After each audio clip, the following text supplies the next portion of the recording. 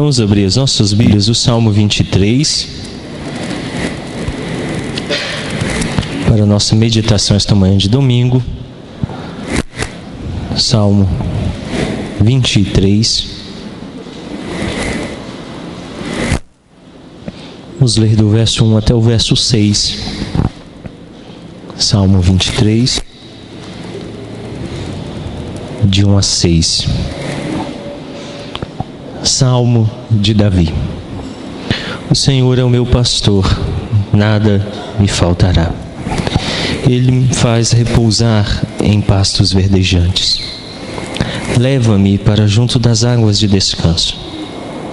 Refrigera minha alma. Guia-me pelas veredas da justiça, por amor do seu nome.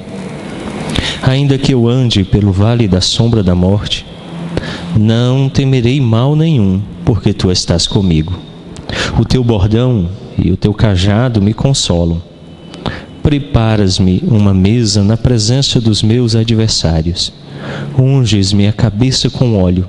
O meu cálice transborda. Bondade e misericórdia certamente me seguirão todos os dias da minha vida, e habitarei na casa do Senhor para todo o sempre. Oremos. Senhor, sejam bem aceitas as palavras da minha boca e o meditar do meu coração à tua presença, Deus meu, rocha minha e meu Redentor. É o que oramos em nome de Cristo Jesus. Amém. Nós estamos aí numa pequena série de sermões no livro dos Salmos e tem sido um momento abençoador. E já nos dirigimos aí ao final desta série. E em breve haveremos de encerrá-la e dar início a uma nova série de sermões no livro do profeta Abacuque. Mas ainda temos mais um sermão aí no livro dos Salmos, e após este, então, estaremos encerrando e iniciando uma nova série. Mas o Salmo 23 é um salmo muito conhecido de todos nós. E nessa manhã eu gostaria de meditar com vocês neste tema, características do nosso pastor. Salmo 23, de 1 a 6. Sem dúvida, este salmo é um dos mais conhecidos, citado nas mais diversas situações, cantado, orado e crido. Muito utilizado por todos nós. Alguns aqui o sabem de cor. Muitos aqui o citam em situações como aniversários, casamentos e até enterros, celebrações fúnebres. É um salmo que faz parte do nosso cotidiano, da nossa vida. E o que significa ser pastor? E como Deus desempenha esse pastoreio para conosco, o povo pactual dele? De que maneira Deus é o nosso pastor? Como ele exerce esse pastoreio? Precisamos responder, a fim de que esse salmo ganhe significado. Para muitos ele é místico, encontra-se aberto sobre as estantes, como se pudesse assim trazer segurança. Para outros, o simples recitar já é suficiente para acalmar as nossas almas inquietas. Mas qual o significado dele ser o nosso pastor? E como ele exerce pastoreio em nossas vidas? Ouçam essa música.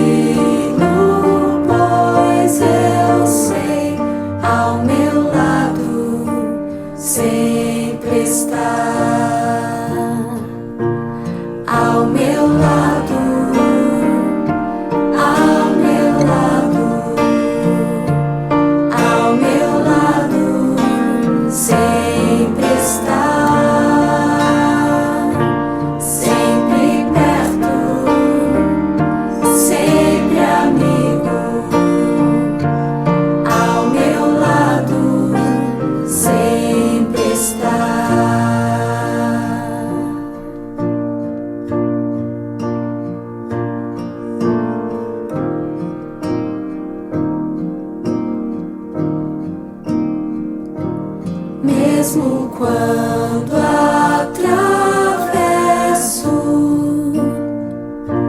noites frias, dor e o mal, tenho paz, pois sei que o meu pastor ao meu lado sempre está.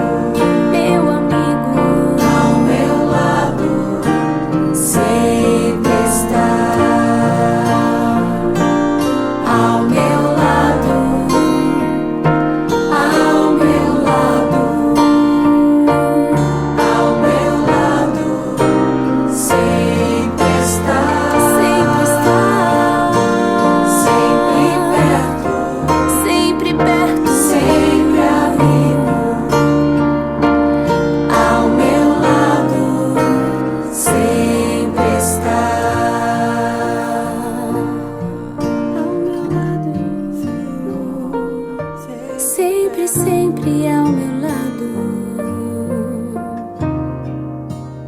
meu pastor.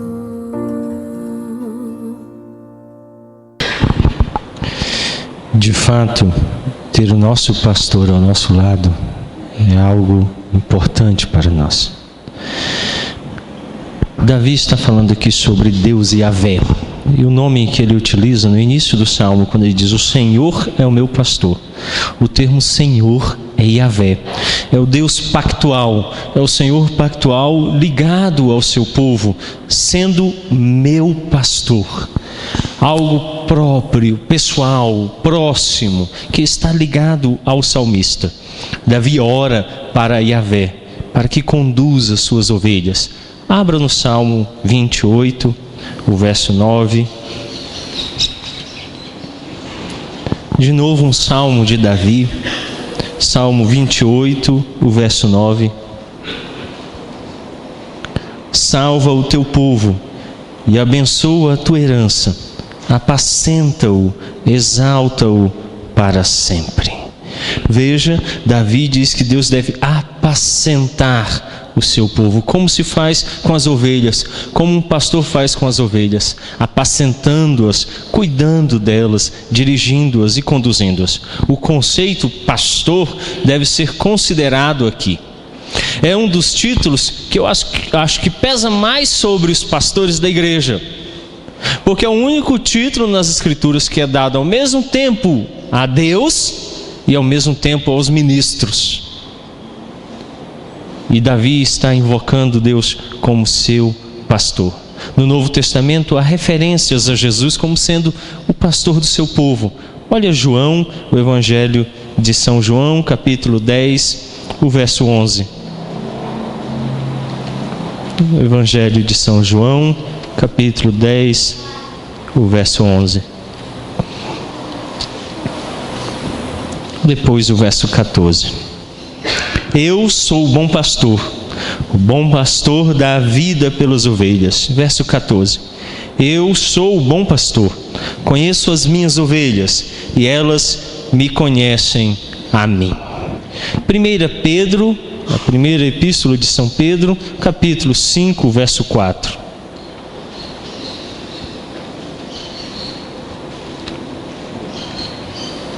Primeira Pedro, capítulo 5, o verso 4. Ora, logo que o Supremo Pastor se manifestar, recebereis a inacessível coroa da glória. Logo que o Supremo Pastor se manifestar. Aqui nós temos então referências no Novo Testamento diretas ao Senhor Jesus Cristo como sendo nosso pastor. Além de Deus e Yahvé, também o próprio Filho é o pastor. Davi invoca então tanto o Pai como o Filho como sendo pastores do seu povo para conduzi-los, para dirigi-los. No Antigo Testamento, como em vários contextos do Oriente Médio, referia-se a reis como pastores, 2 Samuel 5:2, Salmo 78, 71 e 72 e Jeremias 3:15. Os reis também, que eram designados pelo Senhor, a liderança, também eram chamados de pastores, que conduziam o povo, dirigiam o povo. E Deus mesmo é referido várias vezes como pastor. Salmo 81, Isaías 40:11 e o profeta Ezequiel 34:11.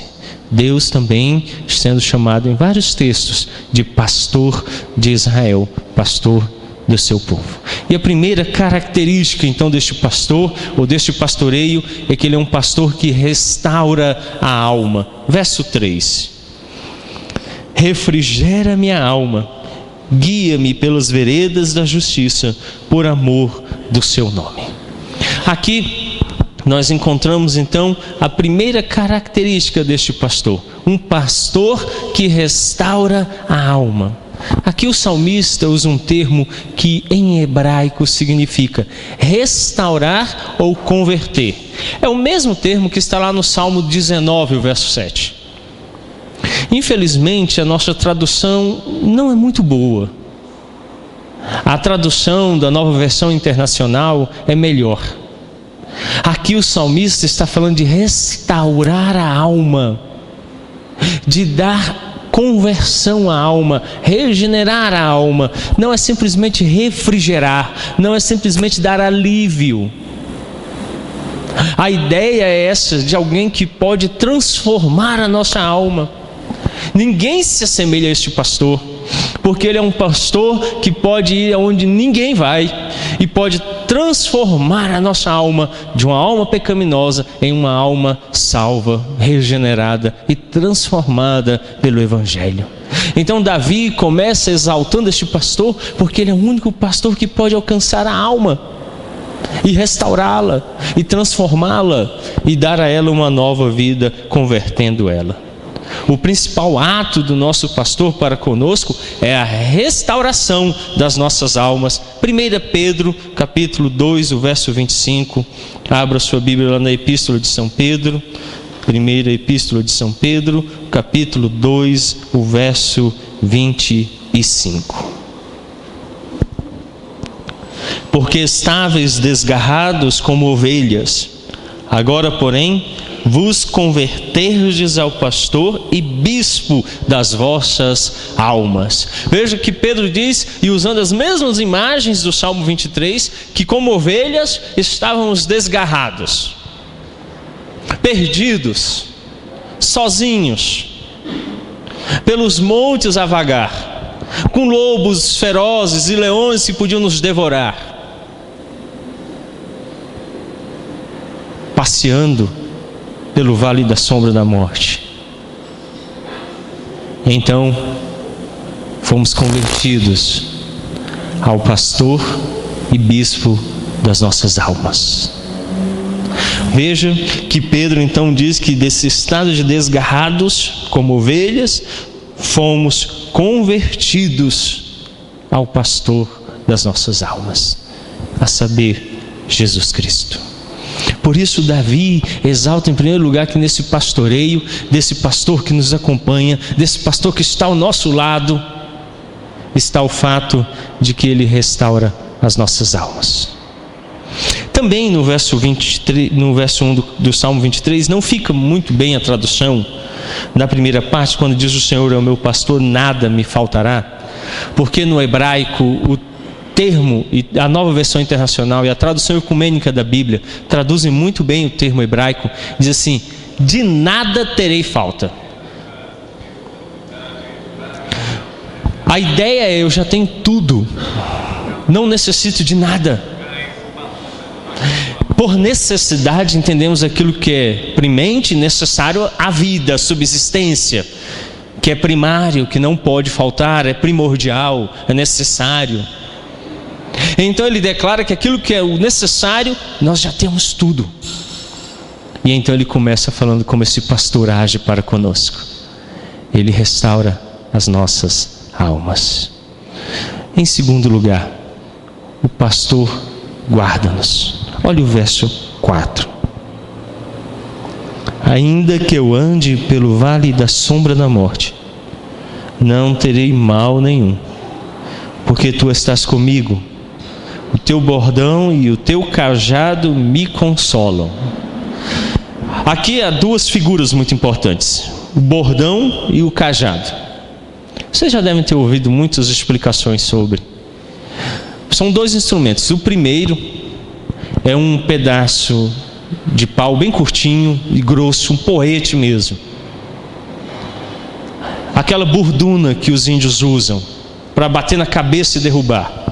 Esse instrumento servia para que o pastor protegesse as ovelhas de lobos ferozes, de leões e ursos, que podiam devorar as ovelhas. Então ele trazia consigo o bordão, que significava defesa. Ele defende as ovelhas contra todo perigo. O segundo que ele traz é o cajado. As ovelhas são animais difíceis, e eles costumam então se espalhar com muita facilidade. Então ele usa esse instrumento para trazer de volta as ovelhas, para reuni-las, para colocá-las em um só grupo e mantê-las coesas em unidade, para que caminhem reunidas sob a proteção dele, não permitindo que se espalhem e se espantem nos montes, nos vales, colocando-se em situações de perigo. Então esse pastor de fato nos guarda. Ovelhas, eles eram animais bem conhecidos em Israel. Vocês devem conhecer a ovelha. A ovelha é aquele animal que possui lã. Ele não é um animal muito próprio para aquela região de deserto, árida, quente.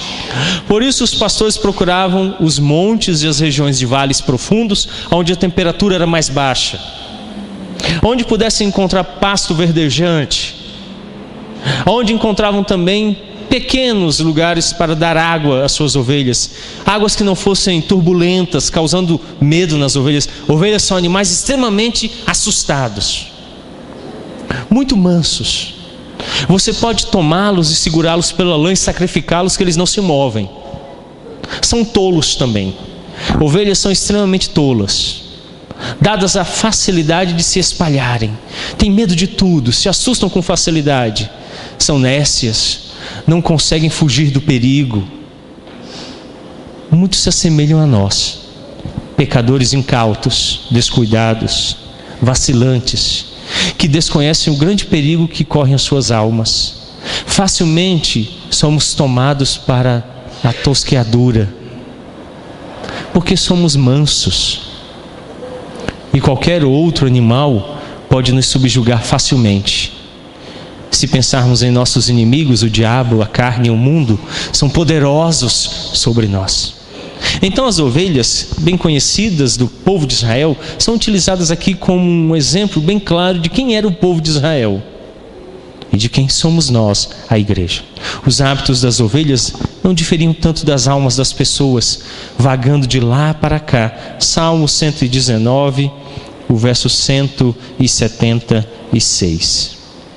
Salmo 119, verso 176. Andando errante como ovelhas desgarrada, procura o teu servo, pois não me esqueço dos teus mandamentos.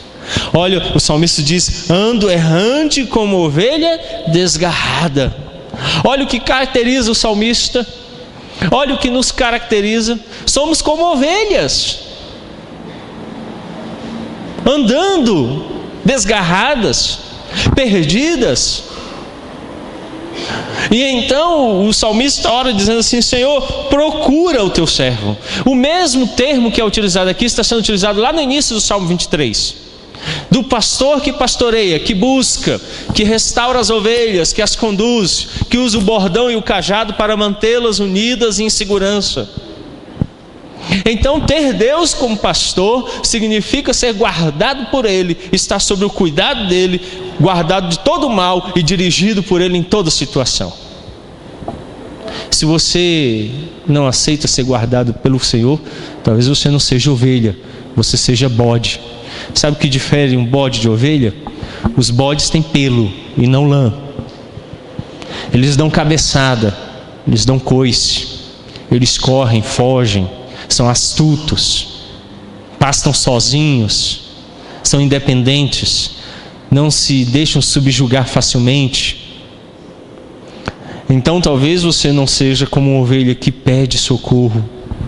Como diz o salmista, eu ando desgarrado, vem me resgata. Talvez você seja independente, esteja andando por aí como quem é senhor de sua vida, como um bode,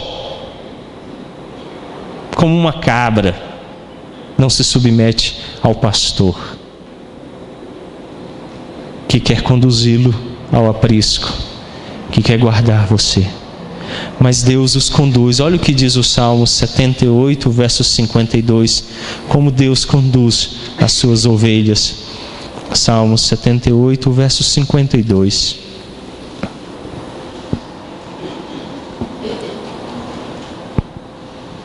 Fez sair o seu povo como ovelhas e os guiou pelo deserto como um rebanho. Veja o salmista narrando como Deus retirou o seu povo do Egito.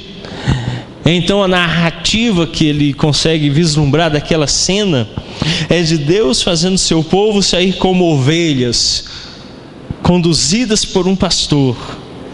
E mais, ele os guiou pelo deserto como um rebanho que segue o pastor. Entenda que o pastor não vai à frente, o pastor vai atrás. E atrás, então, ele vai dirigindo as ovelhas. Com um cajado, ele vai colocando cada uma no caminho que ela deve ir. Quando começa a apartar-se, ele vem e a reúne novamente ao grupo e a direciona o caminho que ele deseja que ela siga. E ali então ela é dirigida para pastos verdejantes, lugares de segurança, com águas tranquilas, onde pode alimentar-se e saciar-se sob a proteção do seu pastor querido. O povo de Deus está em perigo frequentemente, assim como ovelhas estariam em perigo. Olha o Salmo 44, os versos 11 e 22. Salmo 44, versos 11 e 22. Entregaste-nos como ovelhas para o corte, e nos espalhaste entre as nações. Verso 22. Mas por amor de ti, somos entregues à morte continuamente. Somos considerados como ovelhas para o matadouro. As expressões dos salmistas, os filhos de Corá neste salmo, são expressões de morte continuamente à beira.